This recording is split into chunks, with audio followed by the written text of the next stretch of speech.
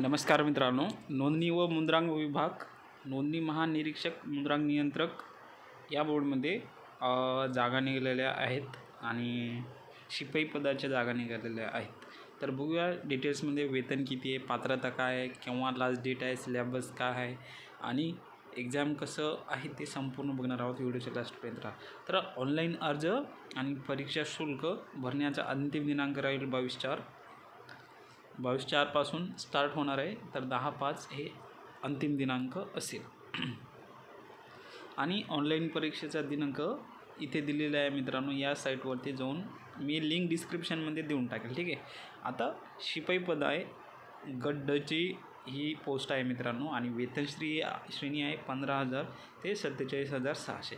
तर स्टार्टिंगला 15,000 म्हणजे ग्रॉस 15,000 सॅलरी असं धरून चालत नाही मित्रांनो, कारण की चार्जेस वगैरे बाकीचे सगळे हे फायदे मिळून आपल्याला 20-25 हजारपर्यंत सॅलरी जाते मित्रांनो, ठीक आहे. तर सॅलरीचा इश्यू सॉल्व झाला. 15,000 ॲक्च्युली पेमेंट राहत नाही, जास्त पेमेंट असते, ठीक आहे. आणि एकूण पदे किती आहे, जागा किती आहे, 284 मित्रांनो, 284 आणि गव्हर्मेंट जॉब आहे मित्रांनो. शिपाई पद खूप लहान आहे किंवा हे आहे म्हणून तुम्ही इग्नोर करायचं नाही आहे मित्रांनो. चांगली पोस्ट आहे आणि गव्हर्मेंट आहे मित्रांनो, परमनंट जॉब आहे, ठीक आहे. आता हे सगळं बघितलं. इथे कास्ट वाईज जागा आहे मित्रांनो. तर अनुसूचित जातीसाठी 29 आहे, अनुसूचित जमातीसाठी 13, विमुक्त जाती असाठी 7 आहे मित्रांनो. भटक्या जमाती बसाठी 0 जागा आहे.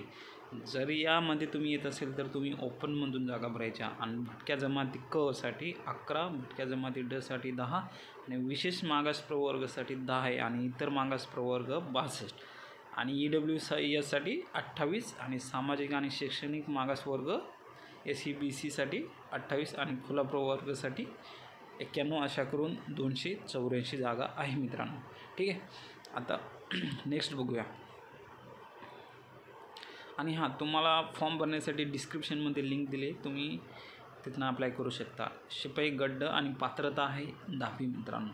आता तुमचं क्वेश्चन असेल की तुमचं म्हणलं ग्रॅज्युएशन वगैरे झालं आहे, पोस्ट ग्रॅज्युएशन झालं आहे, तर काय भरू शकत नाही का? नाही मित्रांनो, 10वीच्या वरती तुमचं कोणतं पण एज्युकेशन DED BEd MBA काही पण झालं असेल तरी चालतं मित्रांनो. फक्त मिनिमम क्वालिफिकेशन काय आहे 10वी. तुम्ही 10वी पात्र असायला पाहिजे मित्रांनो, ठीक आहे. तर 10वी पात्रता आहे आणि वयोमर्यादा 18 ते 38 हे वयोमर्यादा आहे मित्रांनो. आणि परीक्षा शुल्क तर खुला प्रवर्ग मतलब ओपनसाठी आहे 1,000 रुपये मित्रांनो. इथे जे फीस आहे ती जास्तच आहे, पण कसं आहे मित्रांनो, आपल्याला एक्झाम आणि पोस्टसाठी टार्गेट करायचं आहे, ठीक आहे. आणि राखीव प्रवर्गासाठी 900 आहे मित्रांनो. आता इथे माजी सैनिकासाठी परीक्षा शुल्क आकारली जाणार नाही, काही सवलती वगैरे दिलेल्या आहेत मित्रांनो. आणि बस एवढंच. आणि सिलेबस वगैरे ते बघूया आपण, ठीक आहे. तर मित्रांनो, याचं सिलेबस असेल मराठी व्याकरण, इंग्लिश ग्रामर, GK असेल आणि मॅथ रिझनिंग आहे मित्रांनो. आणि टोटल किती 100 प्रश्न 200 मार्कासाठी असणार आहे मित्रांनो. आणि टाईम आहे 2 तास आणि निगेटिव्ह मार्किंग नाही आहे मित्रांनो. तुम्ही आउट ऑफ सोडू शकता, चुकले तरी तुमचे मार्कमधून मार्क कटणार नाही आहे मित्रांनो. एवढं लक्षात ठेवायचं. जेवढं म्हणजे तलाठीला जेवढं जे सिलेबस आहे ना ॲक्युरेट तेच सिलेबस असणार, फक्त कसं लेवल कमी असणार कारण की शिपाई लेवलची पद आहे मित्रांनो. लक्षात ठेवा. मराठी किती मार्कासाठी येणार? 50 मार्कासाठी, ठीक आहे. आणि इंग्लिश ग्रामर 50 मार्कासाठी, ठीक आहे मित्रांनो.